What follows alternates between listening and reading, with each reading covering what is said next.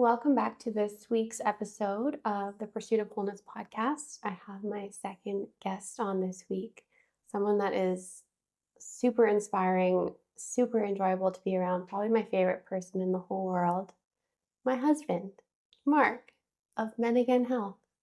Woo! Excited to be here. Thank you for taking the long journey across the hallway from your office to my office. Yeah, it's a little rainy right now, but I made it. You made it. The Pursuit of Wholeness podcast is all about this idea of heading towards more alignment, more integration, more joy, but also really being present and feeling enoughness and satisfaction in the moment. And honestly, you do this better than anyone that I know. Like, you really are the epitome of living wholeness while in the pursuit of more wholeness. So I'm super excited to dive into your brain and your perspectives and your processes, because I just think they can be so helpful for so many people. But could you share, just off the top of your head, some of the perspectives and mindsets that help you be in this place of holding both, of working towards something, but also enjoying where you are and being so present and being so grateful and so full of love in this exact moment? Yeah, I'll be honest, and a lot of it does come naturally. I think, out of the box, I do kind of have a sense of peace within me. And I think that gives me the opportunity to sink into present times and but also yearn for more. So I'm not going to say it's all due to my practices. I think a lot of that comes naturally, but probably the biggest thing I've found recently is everything to do with nervous system regulation and kind of bringing my body back down to a homeostasis. That's where I feel the most powerful. That's where I feel the most um, inspiration come in. That's where I find the most drive. But then I'm still able to prioritize the things that are most important in my life, like you, like Tiki, our dog, and the baby on the way. Mm-hmm. I don't know if that's breaking news on the podcast, but He just dropped a bomb. I think inherently you've always been someone. I mean, I've only known you for like 11 years. 11 years. But I think naturally it has this sense of peace and wholeness and happiness, just kind of is your innate state. And then when you came into these practices of nervous system regulation and taking care of your body, you just became like a superhuman because you really had some of the out of the box settings, and then you curated your life in a way that really emphasized that. And so it's been so amazing to watch this transformation, because I mean, there was nothing wrong before, but you've really put it all into super drive now and taken advantage of what you were gifted, like your kind of innate God-given traits, and then built on them and grown them and emphasized them in such an incredible way. yeah, and I think to your initial question, I guess the tools that I use in order to do this nervous system work, it's kind of a vague keyword that everyone's using these days, but breath work's been incredibly helpful just to kind of bring my baseline back down to a nice homeostasis, and prioritizing sleep at all costs. Um, I'm just obsessed with my Whoop strap and data, and I just find the days that I feel the best, my stress levels, my resting heart rate, um, my obviously HRV, my deep and REM sleep are the highest. So everything I can do to support sleep and any sort of reset, whether that be breath work, whether that be just taking a moment to kind of reset midday. Yeah, it truly feels like it it gives me a little bit of a superpower. Yeah, you really found the formula. Now, was there a time in your life where you maybe didn't feel this integrated or whole and you kind of struggled with a sense of confidence or a sense of inner peace? Yeah, I was definitely a wild man for a lot of years of my life, and I guess I was just kind of, you have the pursuit of wholeness. I was just the pursuit of fun, and it was fun at all costs. So if I was going to drink, I was going to have all the drinks because more drinks equals more fun. If I was going to work out, I was going to work out 3, 4 hours a day, see how big I could possibly get, even though my body was, screaming at me to stop. Um, so I'm not a crazy extremist, but I definitely have those tendencies, and as a result of that, it definitely put me in a wired, overstimulated state that one isn't very enjoyable to be in, but it's also just detrimental to my health. Like I could feel, I didn't have any crazy health scares, but I could feel that redlining the system for that long was not going to do me any favors. Hmm. And what were some of the first things that you did to kind of get out of that place? Yeah, the first thing was probably caffeine. Um, Similar to booze, similar to working out. I felt great on 1 cup of coffee. So if I had 10 cups of coffee, I was going to feel 10 times as good, which turns out that didn't quite pan out the way I thought. Um, so just using caffeine as a little bit of a tool as opposed to a crutch, um, that definitely helped bring things down a little bit. Um, Followed again probably by the breath work. Um, Also, really paying attention to, I've always ate somewhat healthy, but what I was eating when. Um, like a lot of guys, I feel a lot more mentally clear when I forego the carbs in the morning, um, and and really be aware of when I'm having what macronutrients. I still like to carb up at night and replenish the glycogen stores in my body so I'm nice and strong for the next day. But I just found that, similar to caffeine, if I had carbs early in the morning, I would feel a little bit of a crash coming down. Um, so those were all big things. Kind of at the same time, I also dove into my blood work and found that I had pretty ridiculously low testosterone. And so then I went on a wild goose chase to figure out the best ways to naturally boost that. And that in itself has brought me a sense of calm like I've never felt. I also think I'm no longer reliant on that carb spike, that caffeine spike, um, just because I have a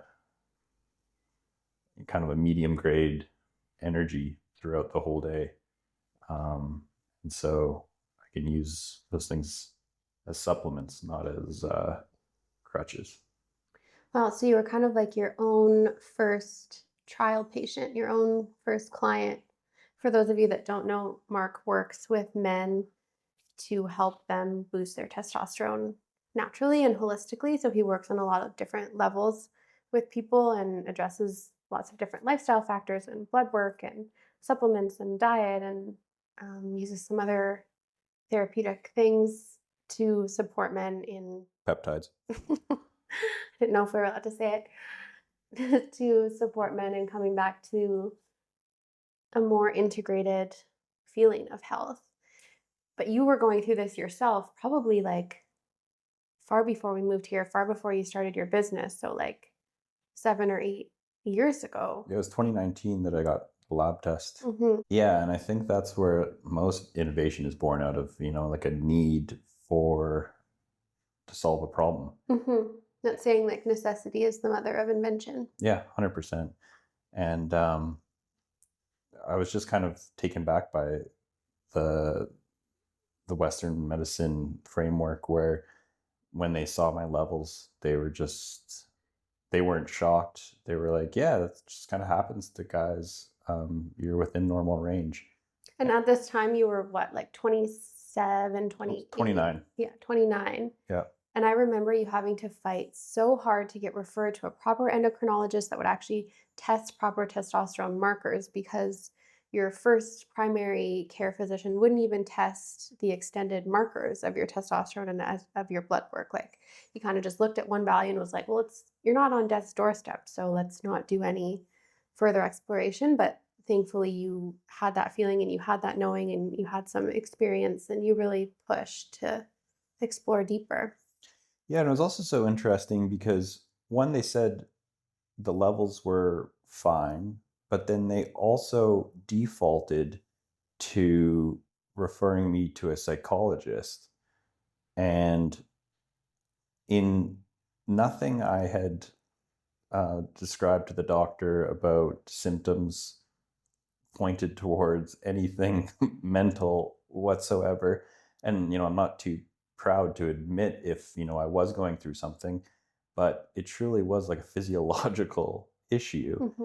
And it's just such a sensitive topic with me because I just know so many people close to me that are put on SSRIs and antidepressants and anti-anxiety medications. And I was so close to being put on that uh, completely unnecessarily, even though I wasn't experiencing any of those symptoms. Other than fatigue.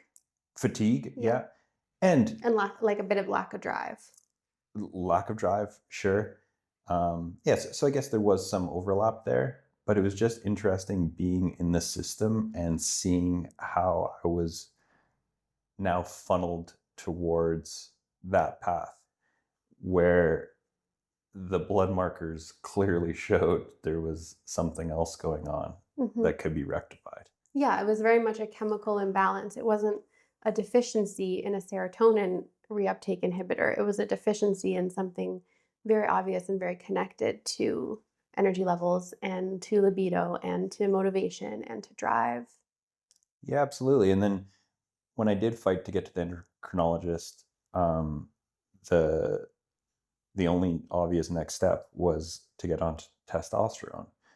And obviously, like, fertility's at the top of my priority list. There's also just kind of a cascade of effects and side effects of being on testosterone, whether that be hair loss, whether that be increased pace of aging, high hematocrit, just kind of shuts down a lot of the natural pathways.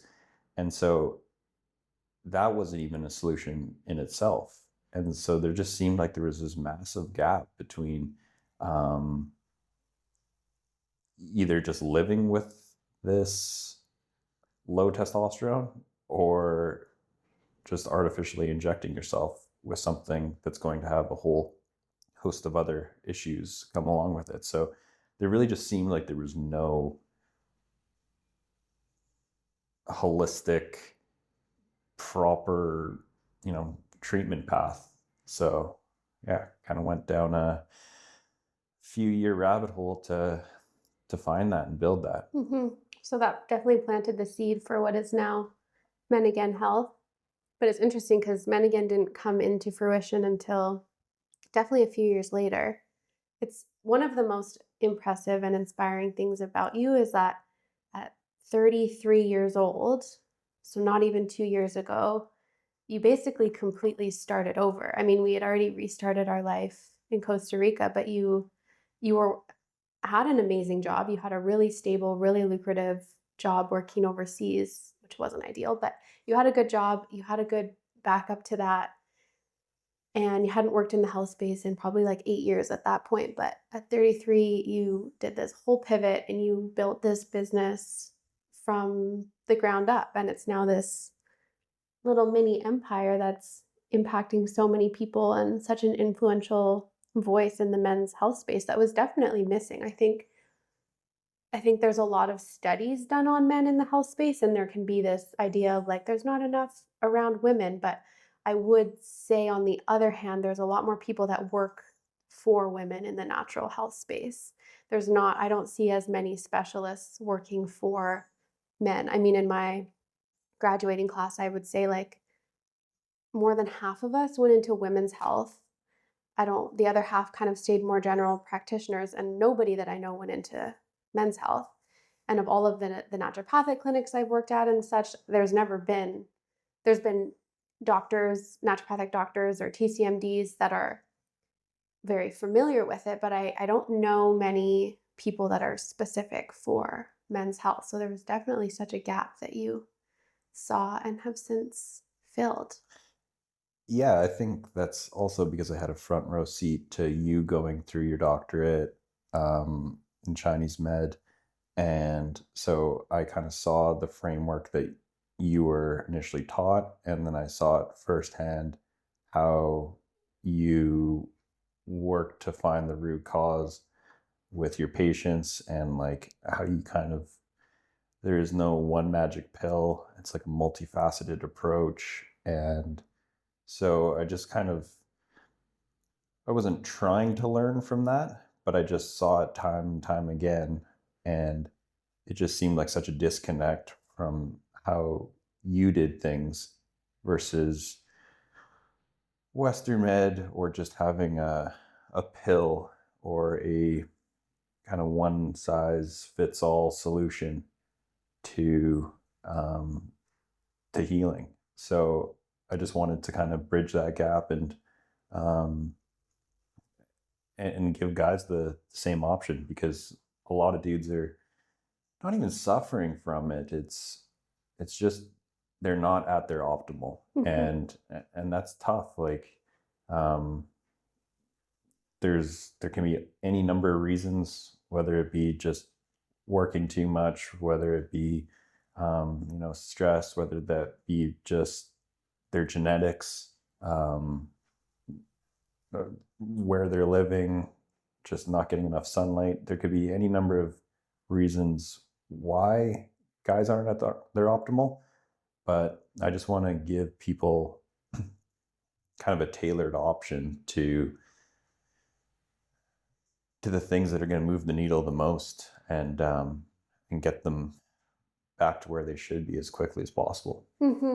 I think one thing about men too that is admirable in some ways, but also kind of breaks my heart in others, is that they are just kind of okay with not being super okay.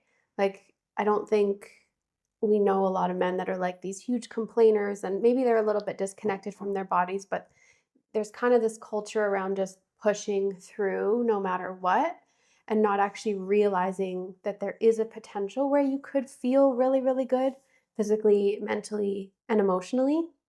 And so it's sad in a way that guys don't even know how good things could be. Like, they don't even know that they're in this position where they are actually living like a half lived life. Maybe because they have low testosterone, maybe because they have a lot of inflammation, all of these other factors. But it's almost like you just don't know what you don't know. And so you bringing awareness to this. And I think since you've gotten into this space, I mean, I'd love to hear what you're seeing as like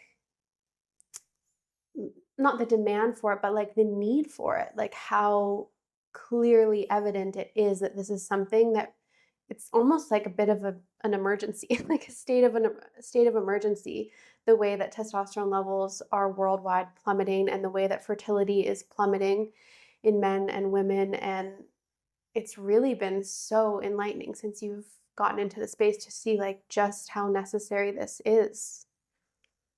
Yeah, it's very interesting. I think there's a little bit more information on it now. But when guys or people in general just hear about testosterone, they kind of think it's something that makes you angry, gives you big muscles, gives you better libido, better erections. But probably the biggest thing I hear from guys is just the low energy factor.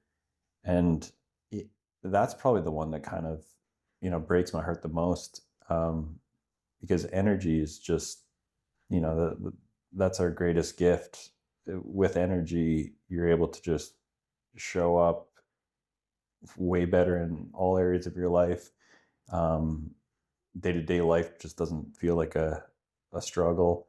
Um, and so, yeah, there's any number of symptoms that can affect people, but I think, you know, energy and just like not even having that drive or that primal urge to want to be better is a pretty tough place to be in, because it's easy for someone like me to be like, all right, just kind of pull yourself up by your bootstraps and get to the gym, eat that good meal, eat that steak and eggs. But I understand on a physiological level, if you have terrible energy, you're just going to crave those high carb meals, something that's just going to give you a little bit of energy to get to the next moment. You're just going to crush that white monster. You're going to, just be sucking on that vape. And I don't even blame people for it. Like, they're just trying to fuel their body with something that they know is at least going to give them a little reprieve. And Yeah, just like kind of grasping for straws just to feel a little bit alive. And it's so interesting, like the world has almost normalized this ill state of health and this kind of sad state of existence where nobody really feels that good, but it's just become so common and so normal. And the coping mechanisms that form out of it, like caffeine and energy and vaping, and even deeper coping mechanisms like alcohol and such, those have also become normalized responses in response to this way of living that is like on a deeper level like quite unsatisfactory and unfulfilling. And it's like people know that there's something missing, but they almost don't know that they know that something's missing, and so they just move through life kind of unconsciously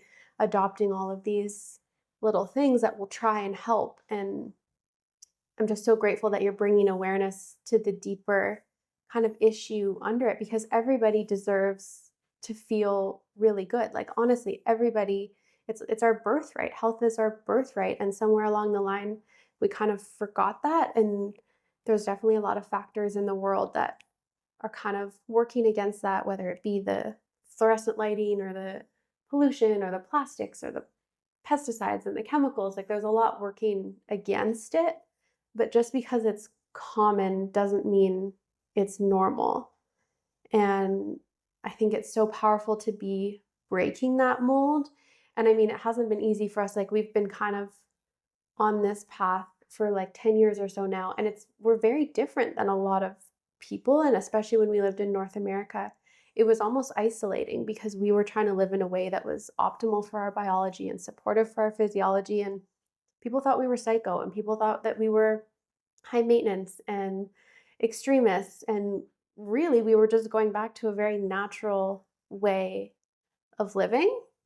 And I think that things are changing now, but it's just so funny that like a natural and healthy and supportive way of life was kind of the alienated way of life, and this like normalized, dull, unhealthy way of life is the one that people are more familiar with.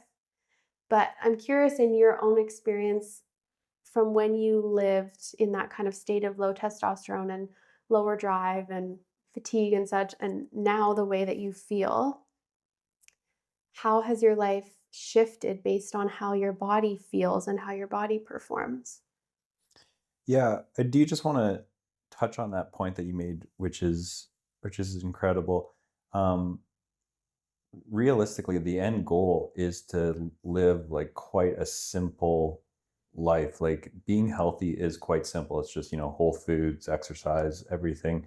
And I guess the magic is just trying to find proper supplementation, proper lifestyle adjustments that I can make to guys' lives that is going to allow them to get back to that simple life. So some people are kind of against supplements and peptides and um, all these different little interventions, but the idea isn't to be reliant on those. Those are just a tool to truly get back to the most simple way of living. It's just kind of funny that we have to use some of these fancy modalities to get back to the most natural, simplistic way of life. Mm-hmm. Um, Yeah, it's interesting. Like, we've definitely not had disagreements, but I've had reservations about peptides just because I see them being used as a quick fix and like this almost magic bullet. And I never want it to sway people away from changing the lifestyle and addressing the deeper imbalances or the deeper misalignments that are then leading to ill health. I mean, in Chinese medicine, like acupuncture and herbal medicine are kind of like the last pillars that we're technically supposed to use. They're some of the first that we use in this day and age, but really there's so many foundational things that we should be looking at, like diet, like sunlight, like stress levels, like community, like sleep, even before we get into supplementation and peptides and such. So I do see peptides in a sense being used as this like quick fix, and people start taking them and they get to lose a ton of weight and they don't have to change their diet and they don't have to start exercising and they don't have to look at their food coping mechanisms or their addictive behaviors. Like, they don't have to look at anything that's actually leading to the problem. But I love the way that you incorporate and you view peptides. It's like you see that sometimes some people are kind of, their bodies are in this almost like state of emergency where the peptides just help take the edge off so that they can actually incorporate the lifestyle changes that are necessary. Because sometimes people are in too much pain or too much fatigue or have all sorts of other symptoms that actually do prevent them from exercising or getting out for their daily walks or having the willpower to cook whole foods.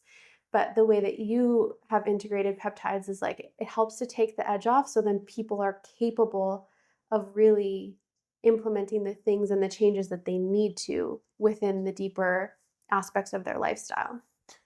yeah, that's well put. I often use kind of a chicken and the egg analogy with my guys. And you mentioned community, you mentioned getting out on walks and cooking whole foods.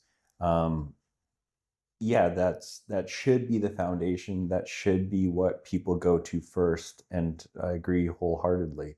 But also being in that state, when I was 29, I realized that that's actually a pretty tall ask if you don't have the correct hormonal balance, if you have some vitamin deficiencies. So I just try to give everyone all the resources in order to be able to actually have the energy to go be lit up by community, the energy to make responsible choices and with food and not just rely on those simple microwave meals kind of thing. So it is kind of one of those things that it's almost everything kind of needs to come together at the same time. um, you don't want to have a complete life overhaul, so much so that it's intimidating, or you just don't do any of the things that are going to move the needle.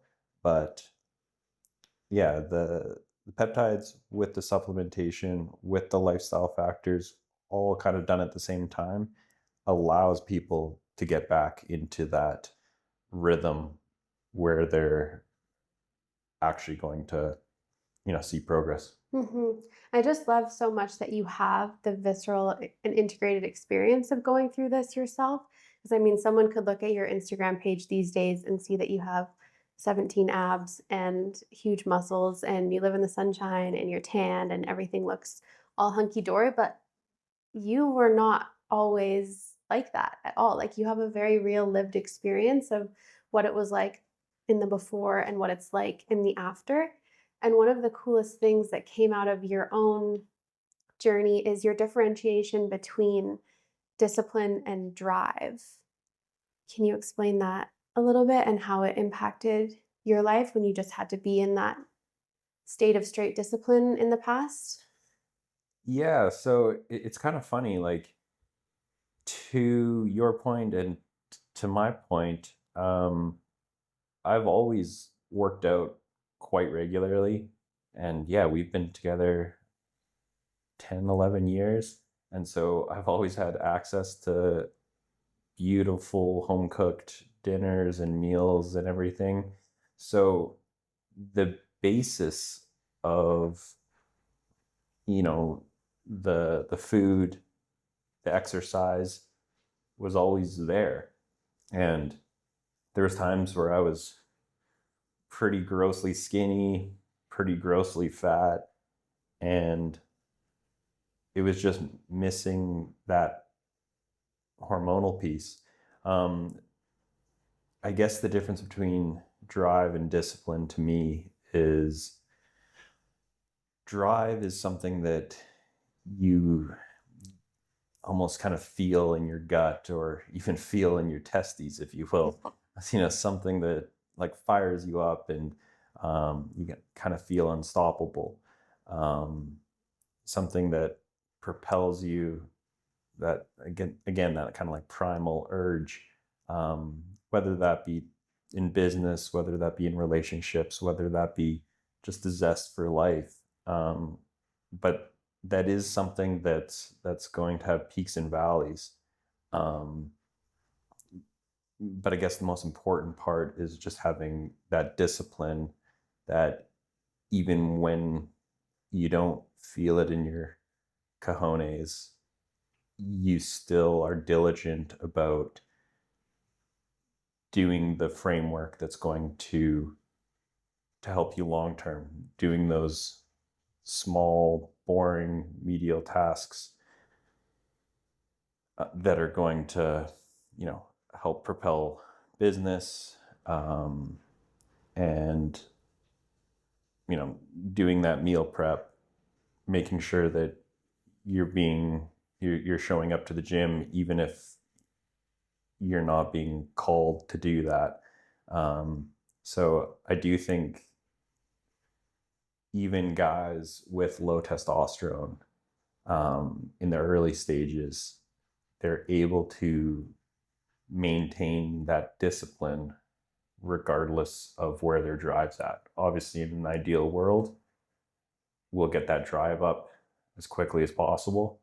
So it becomes much easier, much more innate.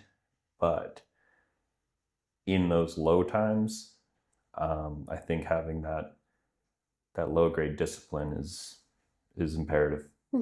Yeah, so in a perfect world, they kind of work together synergistically. But the sad thing is that so many men are lacking that actual innate primal drive that comes from having balanced hormones. And so we just see this epidemic of people living off of discipline and absolutely burning themselves to the ground, burning themselves out, running on empty for way too long because they have very impressive discipline. Like, I honestly have so much respect for it, but they're missing that innate drive. And the cool thing is, when you start to balance your hormones and start to take control of your health, that drive comes back and like things actually get a lot easier. Like you don't have to be working tooth and nail because you let that innate life force come back online that is then there as fuel. And then you have like this structure of discipline already set up. So it's kind of like a dream world where you already have the training of the discipline, but then you get this infusion of natural life force energy behind it. And life actually starts to flow a lot more easily. Yeah, that's perfectly put. Yeah, you want to have the framework of the discipline, but capitalize on that life force when it surges in. Mhm. Yeah, that's So you've always kind of been your own test dummy in your business. You run yourself through everything that you would ever put anyone else through. Like anything that you tell someone else to do, you've already done it yourself. And it's been so fun for that process over the last like 2 years, probably, to become about fertility and preconception and getting ready to have a baby. And we were very clear from the beginning that this was something that we were both taking responsibility for.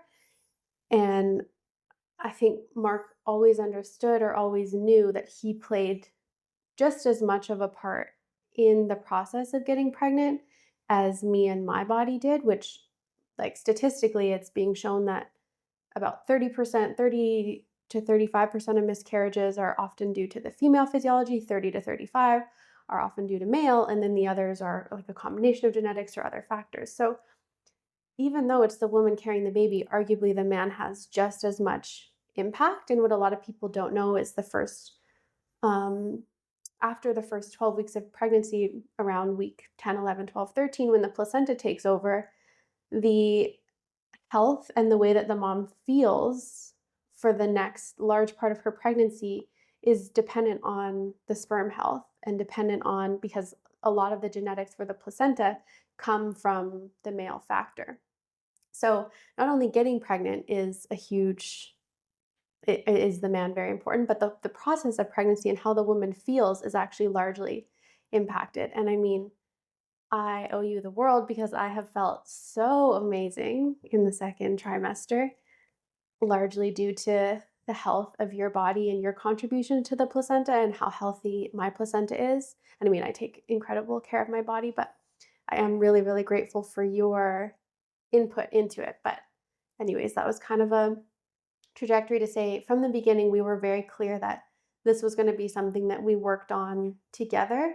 And so I have been probably balancing and working on my health and hormones for other reasons for a longer time, but Mark was just as integral in the process as we really started to get serious about wanting to get pregnant and have a baby. And how was that process for you? Like, what was conscious conception like from a male perspective? Because I don't think many men really go through the process of being conscious of it or intentional about it. well, as I said, like I'm kind of obsessed with data, whether that be for like blood markers or the data from my whoop. So it was just kind of the next logical step is seeing how I can optimize fertility, being sperm quantity, quality, motility, minimizing any sort of head or tail defects in the sperm. Um, I think a lot of guys either kind of say, "Oh, I was able to get her pregnant or not," and there's so much more to that. Um, like you are obviously half the part of the equation, and you want to be giving the baby the best shot at life and having the healthiest pregnancy and kid possible. So it really just kind of came down to getting my initial lab tests, which were actually quite good off the bat because I had already kind of started on my testosterone journey. So they were already quite good, but I just further wanted to optimize. Um, so it was quite a smooth path for me. Um, the more I also dug into the male contribution in pregnancy, I realized that the muscle mass and the metabolic health that it's essentially a direct snapshot of the last 90 days of your living. So everything you're eating, the amount of muscle mass you have, the amount of body fat you have, and your overall metabolic health is essentially imprinted into your sperm, and that is what you are giving to your kid.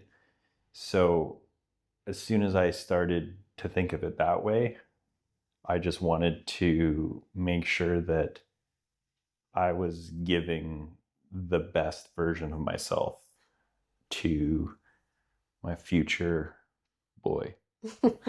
We don't know. That's so beautiful. And I mean, by no means are we trying to play God here. Like, we haven't been controlling about the process. We haven't held tight to a certain outcome. We just have tried to take radical responsibility for the epigenetic role that we know and have so much evidence around the fact that we do play. Like, yes, there's a set kind of genome that will be passed on, but epigenetically and environmentally, we can see just how much that is manipulated. And I mean, out of the billions and billions of genes that are possible to be expressed, the ones that are expressed are based on the inputs and the environment that the body receives. So it's not this factor, or it's not a matter of like, I'm in control and I have all the say. It's just like, I do have the opportunity to take responsibility, and we are going to devote ourselves in a way that we can say that we did everything we could, and that we really are proud of or feel complete with kind of the intention and the effort that we put behind it. But by no means did it turn into this kind of like controlling process or like stringent process. I mean, at times I was like, hey, maybe have one less survey.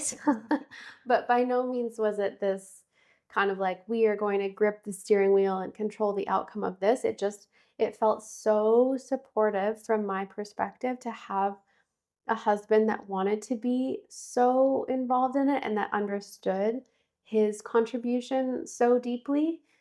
Because I mean, pregnancy and conception journey and fertility and all of it can feel isolating in some ways. So to feel like I was going through it with someone and I wasn't the only one that was being really intentional about exercise and food and limiting radiation and EMFs and all of the things, like it felt like an initiation almost into our journey of parenthood, because it was like we're in this together and we both want to be so intentional for it, so intentional about it, and so present for it. And I'm just so grateful that we got to kind of experience that together. And it was very successful. I mean, It just gives me a nice base layer of confidence that I did essentially everything I could to improve my fertility prior to conception. mhm. And so I think that just helps my state of mind. I think that helps your state of mind and kind of puts us at ease a little bit um, for the duration of the pregnancy, and also just like no regrets. However, this little baby comes out, we know that we did, essentially everything we could to give it the best chance at a healthy and beautiful life. So I think there's a mental component there as well. Yeah, for sure. Yeah, covering those bases has facilitated a lot of mental ease and peace in the rest of the process. And I mean, no matter what happens, there's never any blame or guilt or shame ever, because, like we said, we're not God. We are open to anything happening. We are ready for whatever comes our way. And if something were to be quote unquote wrong with the baby, which I don't actually define anything as being wrong, but if there were to be something, it's like, yeah, that's also like a natural part of nature and deviations and whatnot. But again, it's just having that real sense of radical responsibility and knowing like, okay, I played my part and now I'm going to trust in something greater, and whatever greater consciousness also sees when you're playing an active role in your life. And I think that never goes unseen or unrewarded. I mean, no effort goes unrewarded, whether it's in the immediate future or eventually. It's just, it feels like a really kind of good way to take an active role in not creating your life, but co-creating your life. Yeah, I think it's just kind of funny with pregnancy. it kind of seems like it's all up to the woman. She's the one growing this thing for 9 months, and having to take all these different supporting supplements and doing all these exercises. But I think something that's missing is most guys should treat the at least 3 months, but probably 9 months leading up to conception.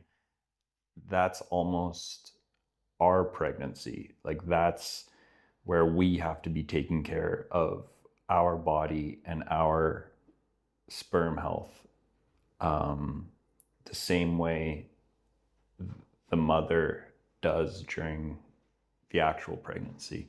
Um, it really isn't as simple as pregnant or not. It, it's what you've created over the 9 months leading up to those semen being produced. Mm-hmm. This is such a lucky baby. Has there been anything surprising for you about witnessing pregnancy, or different, or how's it been for you to watch me be pregnant? I think it's just so much more real now that you're actually properly showing. And I guess kind of a funny thing is just feeling your belly is the funniest concept to me, because I'd never really felt a pregnant belly. And whenever you see a belly, you just kind of assume it's going to be this doughy thing. But it's so beautiful to watch the human body change, because there's so much structure to it. And I guess that was just something that was like shocking to me, but also like fascinating, that how the body adapts so beautifully. Um, I will just say, though, I'm just so beyond grateful for how good of care you take of your body each and every day, all the tiny little exercises and practices you do. Because obviously, with me being so obsessed with nervous system regulation lately, um, I know that the baby relies and is somehow intertwined into your nervous system, even after birth. And so I just feel so grateful that this little baby is getting your nervous system and is being, you know, constantly optimized with all of these little practices and food and exercise and just everything you're doing. It's just so beautiful. Yeah, thank you. And the baby's nervous system depends on my nervous system. And one of the most powerful things about nervous systems is that we have the ability to co regulate. And so you have been such an incredible pillar of that. And we practice, not intentionally, but I'm always thinking about like pressing our hearts together, because then these hearts start to come into coherence with each other. And you are the most grounded, settled, coherent heart I have ever witnessed. And so you're also playing a part in the baby's nervous system by just being that pillar of stability and grounding and certainty and unconditional love and comfort. And I just feel so grateful for it. Is there any advice that you would give for guys outside of like the Coach Mark tips of optimizing fertility, but any advice that you would give to guys around kind of embodying that masculine or being the supportive role through pregnancy for someone, for their wives, for their partners? Yeah, I think just like you said, you just have to be aware that it's not just her growing the baby. Um, we're just as important, and our actions and, the way we show up for the mother is what is going to trickle down into the baby's well-being. So I just think making sure that we're also um, being a supportive kind of anchor for the whole family unit is just our way of contributing while she's growing this baby. Hmm. I think one of my favorite cases that you ever had that of a client you worked with was this guy who was already a dad. I don't remember if he had 2 or 3 kids. And by the end of 3 months of working with you, he was like, oh my God, man, the biggest change I've noticed is I'm such a better dad and I can show up so much more as a dad. And so we don't realize the ripple effect that these things can have. Something as seemingly separate as your testosterone level, actually, when you start to balance it and work on it, it has this effect on your whole life. And a big part of men again health, it's not just about the chemical lab values, it's about what does being a man really mean, and how should men and can men be showing up in their most optimal way, which is just so beautiful and so necessary in this time. Yeah, I don't think we really understand how much capacity we're able to have. And I think a lot of clients like come to me with one goal. Okay, I just want to get this spare tire off my gut. I want to have more energy. Um, I want to have better libido. But really, like, that's quite simplistic in the whole scheme of things.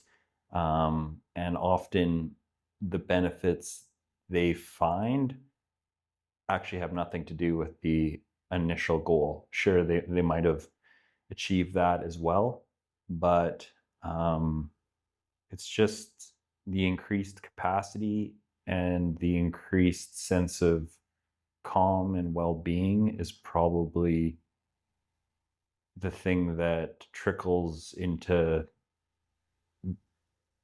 life in general the most. Right. It's almost like the six pack becomes the bonus, but the way that you get to show up in life is the real meaning and is the real gold behind investing in yourself and putting your health forward, and overhauling your life in this way.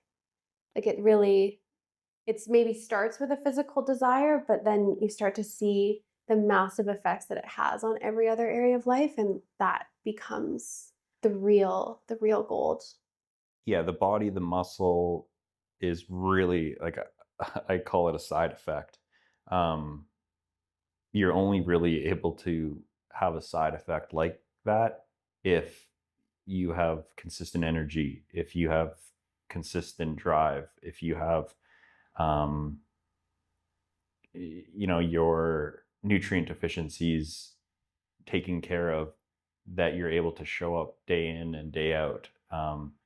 That's why I think people are attracted to people with vitality or a body that looks vital, is because it just shows consistency and discipline and just overall, metabolic health. So the muscles, lack of fat, abs, whatever, it truly is a side effect. And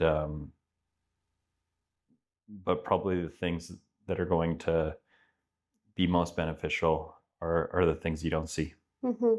Yeah, and I think we're attracted to that sense of vitality because it also shows someone with a willingness to show up for themselves and pour into themselves. And we just know better than anything, you can't show up for anything else, anyone else in the world until you show up for yourself first. Like you just, by the laws of physics, you can't pour from an empty cup. And so to achieve that sense of vitality means that you're really intentionally pouring into this cup and filling it up first, and honoring this one body that we've been given, and really taking advantage of this one very short life that we have and pouring everything into it. And then that starts to exude out in the energy that you express to the world.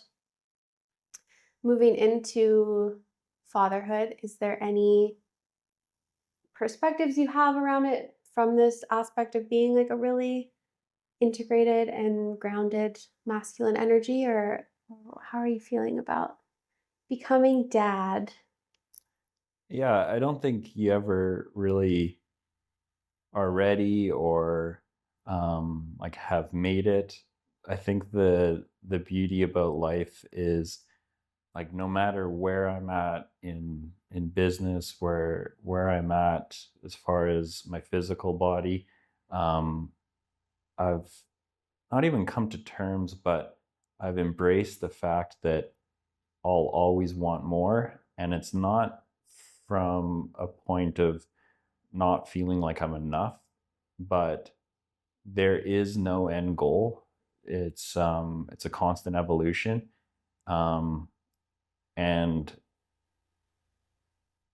I like to, even if I kind of reach a PR or um, a, a body fat percentage or a weight that I've been trying to achieve for a little while, I'll purposely just set another goal, even if it's completely contradictory to the initial one, um, just so I have something to work towards and be constantly striving for. Because I think as soon as people look at life as, oh, once I get to that point, then I'll be good, that point never comes. And I think it's the process, and it's the habits that you're doing on a daily basis that is the magic. So um, I think just always trying to become, the best version for the little baby, and that's going to constantly evolve as the pregnancy goes on, as the baby comes out. Um, I just want to be a beacon, or a source of inspiration for the baby, um, to always look up to, and have as a reference point for what's possible, and that I'm living and walking the talk, I guess. Our next episode will have to be called Midwife Mark after you deliver and catch the baby. You can share your experience. Yeah, I'm gonna pivot man again into midwife again. No, midwives are incredible. So much more.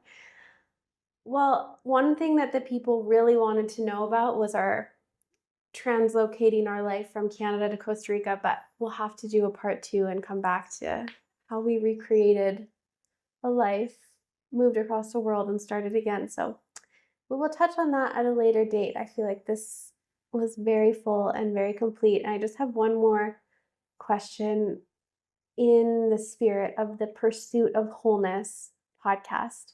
What does wholeness mean to you? Yeah, I think just trying to be the most complete version of yourself. And again, that's something that you're never going to achieve. Um, it's and that's why I like the name of it. It's the pursuit, and that is, what life is all about, is pursuing something, and you're not putting too much weight on the end goal. It's the journey in itself. So um, I think there's going to be seasons of life where there's different priorities, whether that be um, family time, whether that be business stuff, whether that be community, um, and there's always something that we can work on to be more whole. So it's that beautiful balance of prioritizing what's most important in our life right now. Mm-hmm. Yeah, and the valleys are a part of the wholeness. It doesn't retract from the wholeness. The dips and the lows and those perceived quote unquote negative things they don't retract from wholeness by any means. I mean, mountains wouldn't exist if valleys didn't exist. Like they're completely interdependent and necessary. So really when you can embrace all of it, like that's And those valleys are so important too. Like the valley, let's say with my testosterone, was what inspired, you know, this beautiful opportunity that I've had to like work with such incredible guys and like build a great business. So I'm so thankful for that valley. Mhm. Or if everything was just kind of ticking along, then there wouldn't have been that need. So yeah, it's just finding that beauty and those lessons and finding a way to bring that back into better balance. Amazing. Awesome. Thanks so much for chatting. I know your time is vital these days. Every time that we have a conversation like this, I'm just so proud for little Marky that had his speech impediment. Imagine what he'd be saying now. Yeah, I still can't really say my R's very well, but Yes. the terrible stutter's gone, so we're getting somewhere. I appreciate you. I love you. Thank you for sharing your wisdom. And already can't wait for the next time. I love you. I love the baby that's not even born yet. And I love testosterone. Where is the best place for people to find you? Probably Instagram, and again, Health, or Mark Stiles. Look me up. Send me to your suitor, and I'll get his sperm optimized.